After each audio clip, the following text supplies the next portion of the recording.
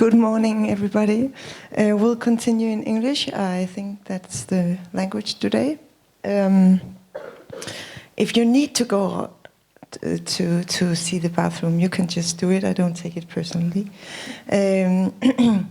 Okay, thank you so much for this beautiful speech. And I think I will continue from where you ended about not going back to normal.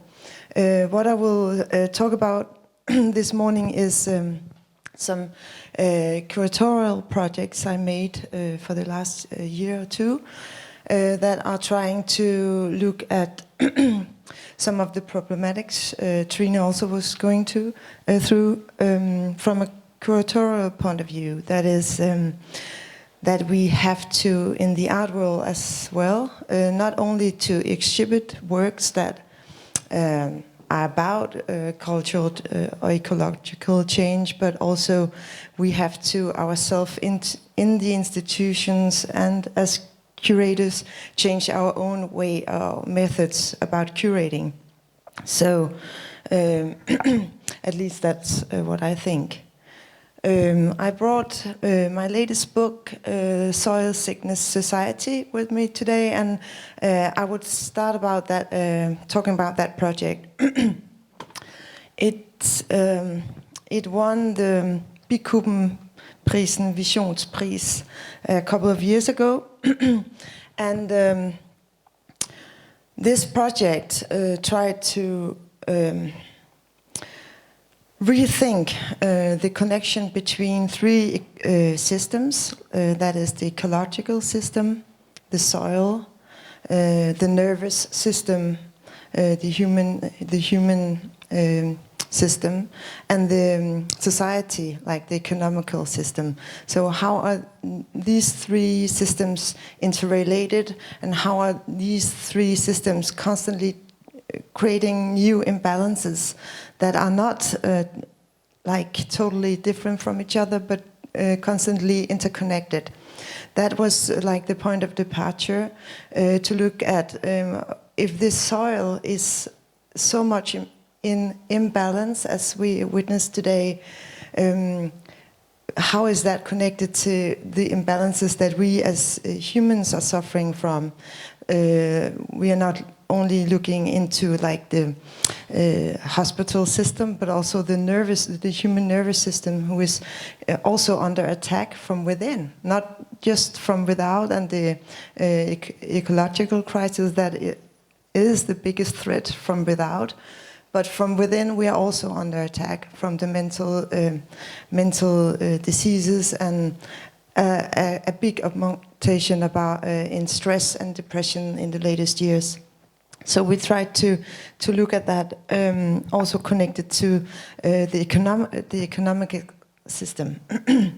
Okay, I will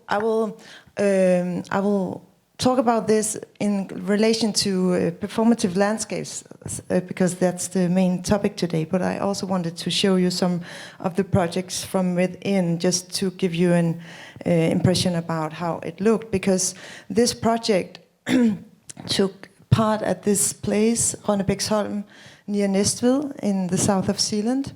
And this is an old manor house which functions as a kunsthalle, but it also has this big park and a big kitchen garden. So I asked the director of there, Lotte Juel Petersen, if she wanted to collaborate with me about this project, and not only show like classical artworks, new big productions inside, like the old way that Trine was talking about, but also to try to take in nature and use the spaces outside, like the big park there and the kitchen garden. How can we make art projects that are taking a longer time, many months, not only like 6 weeks that a normal exhibition in a kunsthalle dures, but several months actually, from June to end of October. Well, we also took in different architectures, because this was also a project about sickness, the sickness in our earth, the sickness in our bodies, the sickness also in our societies that are malfunctioning. So we took in different partners. The hospital in Næstved, this one, and the Årtusinde Psychiatric Hospital in Vordingborg, just 20 kilometers from there. And this is from the kitchen garden, where we had this beautiful project called the Medicine Garden for Radical Care. It was developed by a Laboratory for Aesthetics and Ecology.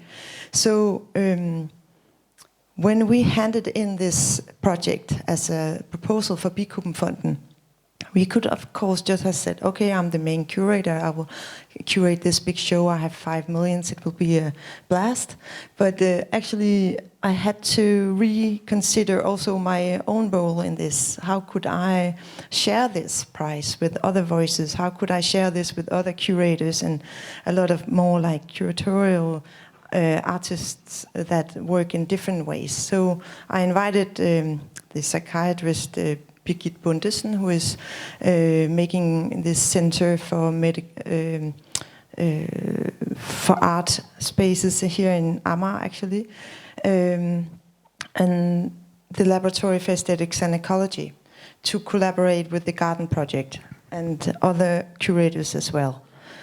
And then the artist Jakob Jakobsen was also invited to make his own hospital at the Manor House outside in another space, the Hospital for Self-Medication. And we had in the big barn Charlotte Sprogø and her project with Nina Beyer. So this is inside the house. I just wanted to show you give you an impression about this show. But one main thing I wanted to stress is that I have tried the latest years when I curated new projects to not go into these big new installation projects production that are very tiresome for the economy, for the artists, for also for pollution actually, and just look more into the archive of artists that you work with and say, look into, maybe you have some things already produced that we can use in this context. Maybe you can produce, if you want to make a new project, maybe you can produce it with materials from this location. So the artists come and not all the materials. So these works in here are older works from Ursula Reuter Christiansen and Kinga Bartis, and Nana Abel in the middle. This is a new production for the show, Linda Lamignon, but it was made of an old work that was remade for this. So it's not new production in that sense. It's old materials in a new shape. So just to give you an impression about the inside, this sculpture in the middle is by Jakob Steen and Stine Grøn. It was made for this show, but it was also used as a platform for healing seances with sound healing. A lot of, we had 3, 4, 5 works in the show where you could lay down and have a rest. This is Esther Fleckner and Jessie Darling, and Finn Regnbode, a local artist made from used materials. This is a new production by Hannah Tuchigi, but that has been used a lot for different performances as shows after. One of the films that was made in collaboration with us, Grace Nidiritu's Becoming Plant. It was about a group of people trying to take medicine swarms to look into new possibilities for treatment of psychiatric diagnosis. So this is real medicine, Caroline Lazar's Crib Time. So Jade Monteret's drawings. One of the other beds in the exhibition was outside in the park, Day Bed by Hannah Tuchigi Anbat, where you could take a rest and look up into the sky and have a little rest. Another piece where you could have a rest in nature was Monja Sanders' Dominique's Hand.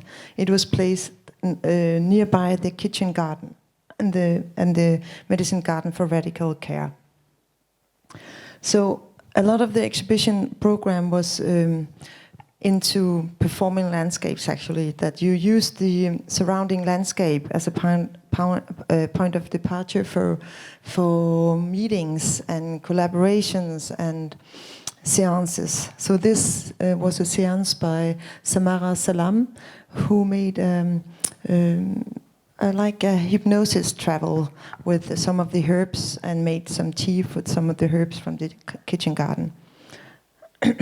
This is Shekufe Tadione Heiberg, who planted herself in the medicine garden and had a reading of her Muld and Liv book.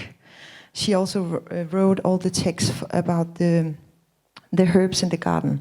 I wanted to say something about the herbs in the garden because this kitchen garden is normally it's guarded by frivillige, volunteers. Thank you, volunteers who are taking good care about this very beautiful old herregårdshave, and they had a big. It was a big change for them to accept that this part of the garden was not about beautiful flowers, but also about accepting all the foreign seeds that took up the space in the earth in this particular garden. That is what you normally call ukrudt in Danish. That weeds, but like wild weeds that just come with the wind and take place. And it was like a political manifestation in this particular shape of earth that here we welcome every species. And we don't take, and we look into what want to take up space here.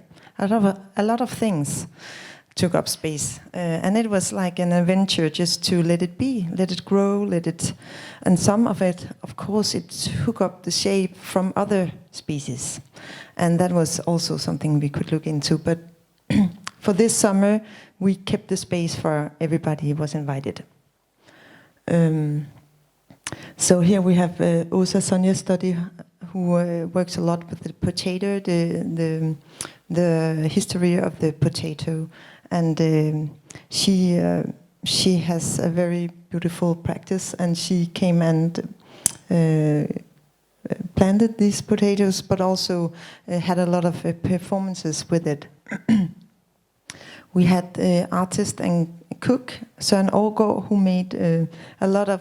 We had all these summer camps. During the summer, we had a lot of different performances, but we also had 3 summer camps where people could come with their tent and make a festival in the big, beautiful park. Because normally that park is just it's a big space. Maybe you can go for a walk there, but we wanted to really integrate into that space. So people was invited to just come and camp there for the weekend. And we have a summer camp for self-medication. We had summer camp for soft, summer camp for blodmodstand, and different summer camps with different topics. And Søren, all the time for all the summer camps, he made the food from the kitchen garden for everybody invited, and we had big dinners outside, like this. It was for the launch of this book. This is the book here gathers all the materials and a lot of text from the authors also invited, and it's in English too. So one of the big things with this project was to make a new permanent exhibition at Næstved Sygehus, the hospital. Everything from this project originated actually from my own experience with the hospital system when my mother got cancer, and she was a nurse at this particular space for 25 years. and it was such a sad place. So we had a new permanent installation by Maiken Bindt and Torben Riebe, as you can see here, and it was also a new way of making permanent exhibitions or installations. I also work in the Art Council right now with installations at public institutions, and they often want like whole new beautiful big things. Of course, but what we did here was to try to work with the furnitures that was already there. Instead of buying a lot of new stuff, we used all the old stuff. So, except from the glass works that they were made with Per Sten Hepskov from Præstø. But the furnitures, it's the same, but it was just refurnished by a local furniture. And it's the same here. It's the same furnitures that was there before. You should have seen like before picture. If you see the picture up on the wall, it was also like a poster that was already there that we just pimped up a bit. And this is the place where the patients and their families are having a coffee or eating and so on. Okay, so this, just to sum up the Soil Sickness Society, it's a very big project, and I've only talked a little bit about it. If you want to look more into it, I have the book. You're welcome to come and look at it, and it's just published, so it's out there in Charlottenborg and so on. I could talk about it much more about the connection between the soil and the three systems there: the ecological system, the nervous system, and the economic system. So if you want to hear more about that, you can look in the book or come and speak with me afterwards. And then I just wanted to also talk about a new project, the latest project this summer at Samsø. Jeg står op med jordens mylder was the title of that show. And I like really to go outside in the nature spaces and work from there as a curator instead of inside the big institutions. It's more interesting because you have it's more durational, that you cannot have these long permanent things, but you can have another experience there. This project, Kunst at Samsø, was a bit of both, but my approach as a curator for this show was to continue the method with not bringing new stuff in, like not asking any of the artists that I work with to make a big new production, but instead I asked them to come to Samsø and make something there. Either they could bring an old work with them, or they could make a performance, a walk, a seance, a ritual, a saying, whatever they wanted to join the party with. Or they could, if they wanted to make a new production, they could make it from materials found at Samsø. So that was the challenge. So this is Gry Bergøyen, who made the opening performance in the forest at Samsø, where she was hidden inside the photographer found her, as you can see, but she was hidden inside with this camouflage clothing, and she was singing, and she had speakers outside in the garden, and she made this whole ritualistic walk experience with different things you could drink, from rose leaves, or even from snails and so on, that could make you into a magic mood, and maybe have a little experience from that. And if it wasn't enough to just listen to her, so she made a lot of also decorations in the forest. And this is, I think, the snail liquid. Yeah. She's a forest witch, and she's very magical artist to work with. But the exhibition took place in different locations. So there was also this Anton Rosenhuset. We also had some works there. It was either like, this is Camille Dossard, either already produced work or works that was produced at Samsø with the materials from there. So this is Camille Dossard with the painting and the video that he brought. This is Lilibet Kuenga Rasmussen, who made a performance, but also had this work in the windows in this building. It is actually a very personal work where she every tree is personalized with a former lover of hers, and she writes about that lover there. And then you have the printed, you have the leaf from the tree, so you cannot read everything. So you have to come in and watch the performance. This is Tugren Fort Cyanotopy, and he also came with these old works, but he also then came and shared a new performance for children and their families, where they could make their own cyanotopies. This is a work by Shekufe Tadioni Heiber that you saw before, that planted herself. She came to Samsø with her family, and they gathered all these herbs at Samsø, and she made this new work from that. And it was telling a story about the agriculture at Samsø, because my exhibition, the exhibition project, was not just to show some idyllic, romantic picture of Samsø, because, you know, when we had the pandemic, a lot of people went out to the islands of Denmark and tried to escape from the pandemic, or try to have a little rescue or find a place of peace. So we have this a little bit romantic idea about the islands of Denmark. I wanted to show also the shadow sides of that idealization, because actually Samsø is also nearly only monoculture, agriculture. So actually her piece, as beautiful as it is also a picture about that, because the herbs are actually seeds from the monoculture land, the fields. You can see this. It's the herb, but it's also the shadow of the herb made from the lightning.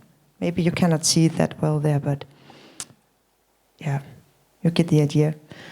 Shekufe planting herself again at Samsø, reading from her new book, Plante Sapien, where she plants herself and becomes a tree. I think gatherings and dinners are very important. If we have to share these new ideas about curatorial practice that are not also just, it's very important that we look into the artist's condition as a laborer and the freelance curator as well. Which conditions do we work under? Which contracts do we have? Is there any generosity and care in that relation? It's very, very important for me also when I work as a curator to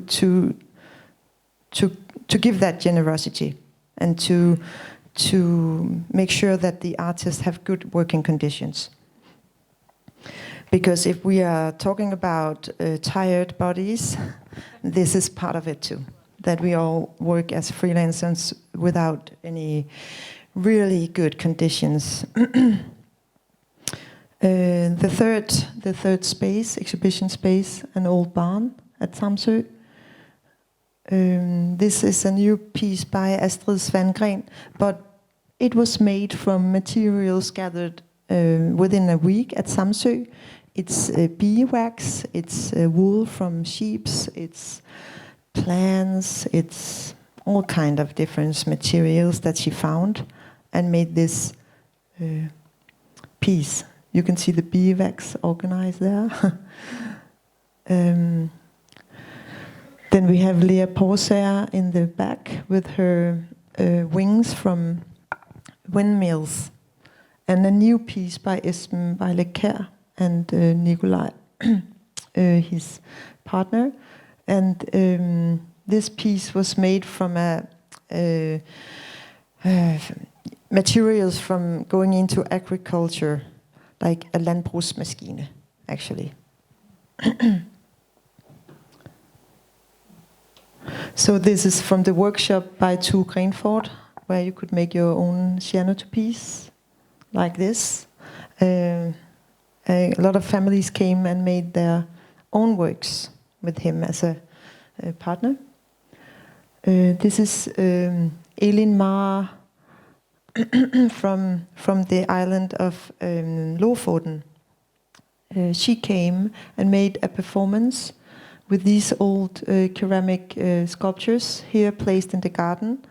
And she had water with her from Lofoten, and then she gathered water from Samsø, put into the other jar, and she made this beautiful performance where she gathered a lot of people to join her. And it was also connected with a sound piece. So, yeah, all the artists came to the island of Samsø and participated with performative works. This is Lilibet with the performance from the leaves you saw afterwards, beforehand. And we have Linda Lamignon and Raven Storm who came and made a performance. You can see the sculptures there in the grass, which also took part of this show, Soul Sickness Society. So a lot of overlap between artists and works, actually, also.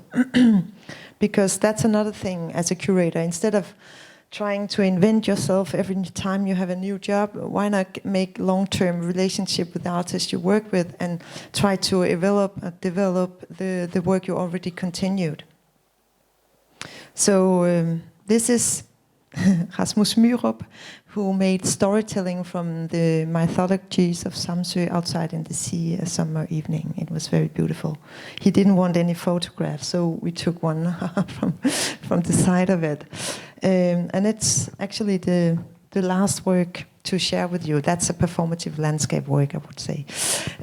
Because he delved into the story and myths of Samsø, and just sat out there and made sure we all had wine the whole evening when he shared the stories. So it was very generous. So that's all for me this morning. But I have all the materials if you want to look into it, also from Samsø. Thank you.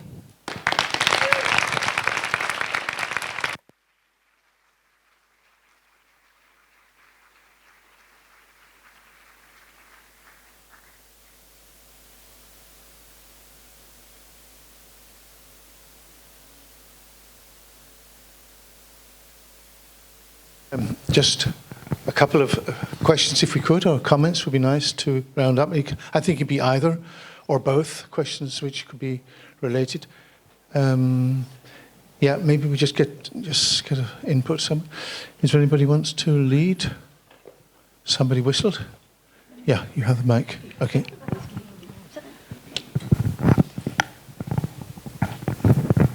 Can you hear me? Yes. Thank you so much. I saw the exhibition at Rønnebækkesolm, but I was there when it was very quiet, so I didn't see it like full on. But I'm always so curious about the echo of the exhibition, and you also talk about that, how you want to extend what you work with. So I'm curious about how did people experience it, actually? And also, what's still the echo? What's still the vibration from the exhibition? Can I answer here? Yes. Hello, I can make a little performance. No, thank you. That's a very good question. Thank you for going into that, because the whole project was very much into not only being like this.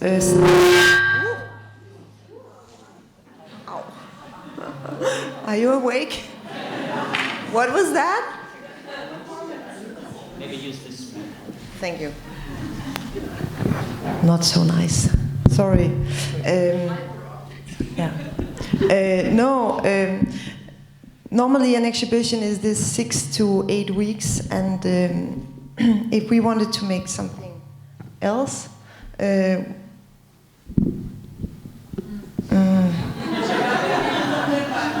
Okay.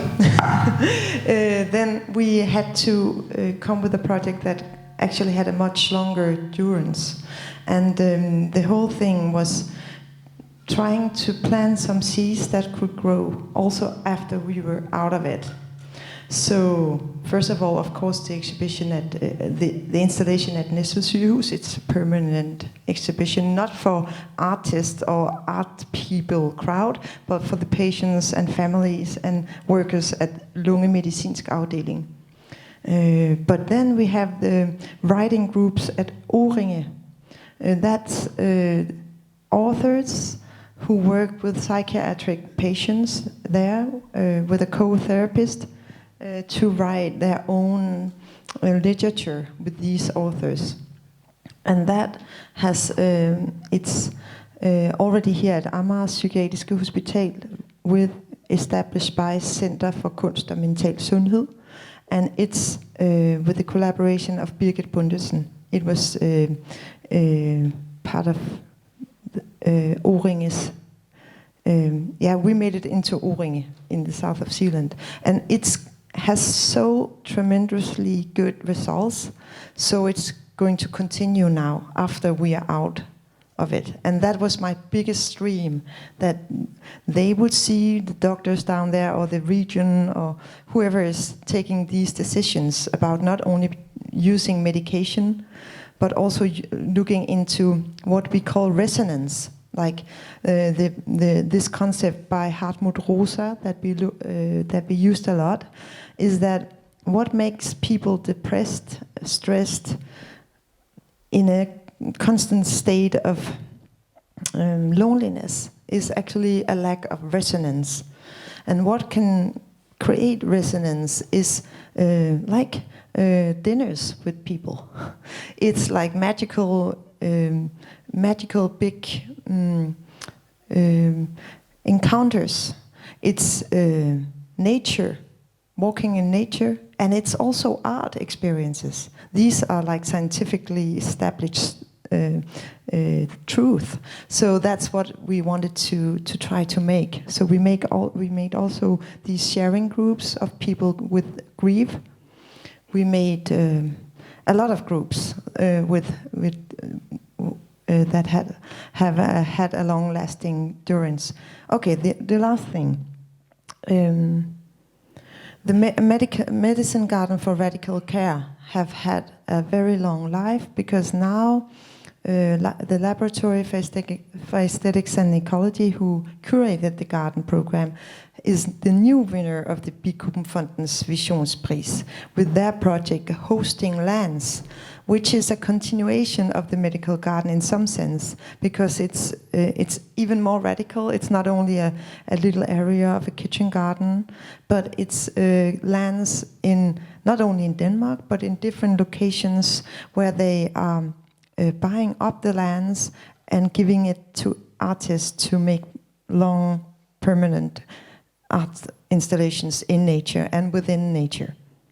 So you can look more into that. Hosting Lands, it's called. So that's, yeah, the very quick answer.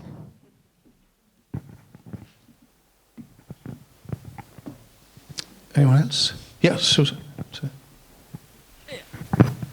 Hello. I'm just wondering, because half of us is working within the performing arts and half of us within the visual arts, and I can see so many cross-contamination in thinking and projects, and yet we have very little crossovers with people and aesthetics, and how this is one of the few places that I have been to where we're actually doing it. So I was wondering, actually, with both of you, what are your thinkings about this? How the different fields can interact and cross-contaminate each other?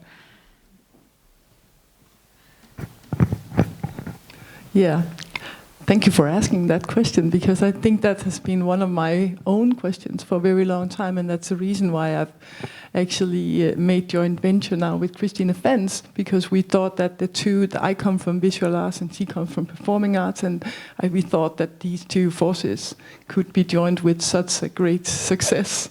And I think also what we have seen here today and the days before is that the practices are merging constantly, and the visual part of it and the formal part of it, but also the more performative parts of both sides are much more alike and like-minded.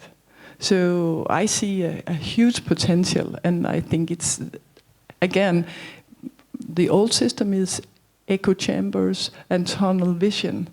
And we have to get away from that, and we all have to learn new things, and we have to broaden our perspective constantly. And I think this is just one of the ways to broaden these perspectives and to meet and find out that there's so much mutual understanding. So we are meeting, actually. But just to add, because we also know that there's a problem with the whole support systems, which are actually a barrier for us meeting. Maybe let's not go down that road just yet. It's too many closed doors. Okay. And more?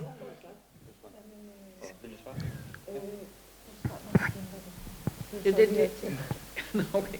Det var den der med mellem scenekunsten og billedkunsten. Can we take it this afternoon? Okay, all right. We'll take one more question and try to round up things. Yes, okay.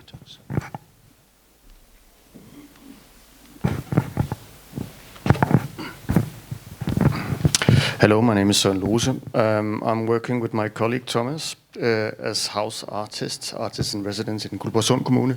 And Trine, I wanted to get back to you. You said that in the last part of your lecture.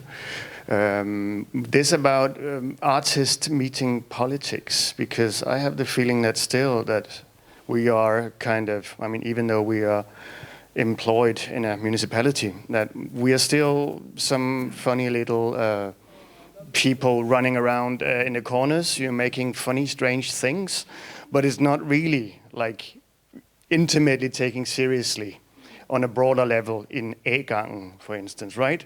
Maybe in the art departments, of course we are. We're very happy with this job, but you know where it really means a difference, we're seen as yeah. So also like again, you said you had a loving approach to when you meet politicians or you make comments in a newspaper or wherever you are. But again, I think it's very hard in this country, especially, to be taken seriously as an artist. And it even goes for writers who have another, yeah. I actually wanted to end in that, so I'm so happy that you're asking the question, because I think this has so much to do with legitimacy. And arts and artists do not have legitimacy, as do not even scientists, for that matter, in Denmark. And I think the problem with Danes is that they don't want anybody to tell them anything. And that's such a big problem, because we really need to listen to each other. And that's a huge problem. So as Trevor, you were mentioned yesterday about the interview done with you, where you say that art has to be looked at as a force and as a place for people with legitimacy. And that is not, it has not happened yet. And it's a huge problem. And it's even worse if you're also a woman. And I mean, then when you're a man, you may be just firing it off and being forceful and fierce. But if you're a woman, you are just an hysteric still. I am, at least. in so many contexts, because I constantly intervene. And I also find that when I say I try to do it in a loving way, I find that very difficult because I also get very, very angry. Because I think there's only one place in this world where it makes sense to talk about hierarchies. Only one place, and that's about wisdom and knowledge. It's about, you could make hierarchies about how much people actually know. And right now, this discussion, especially with politicians, I find that their knowledge is so low. They have not read the FN's climate reports, for example. I have, but I haven't met one politician yet who have read it. And for example, Greta Thunberg, who has also read it, and Bruno Latour and Nikolai are asking for people to be storytellers and be the face of the climate change campaign.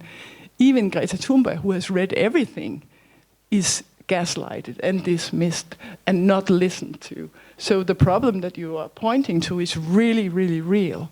And I just think that the problem with capitalism is that it's also fascism. And what fascism does is that it makes it impossible for people to think for themselves. They cannot think, and we don't have critical mass. And we have so many young people who are not interested in politics. I see that in Aarhus with the harbor. I mean, 50% of the inhabitants don't even know that we have this discussion, and they fucking don't care. So that's a huge problem, and I don't know how to solve it. I just feel for myself that I cannot just sit and look at it. I have to intervene and take the backlash, because it's always there. Yeah. Okay, with that, I think we end the discussion very appropriately in a bit of a wilderness, but thanks for that. Thanks for the strong words. So I think we'll close this session off, and you now make your way to the workshops. Okay, thank you for the two speakers. It was really good. Great start. Thank you.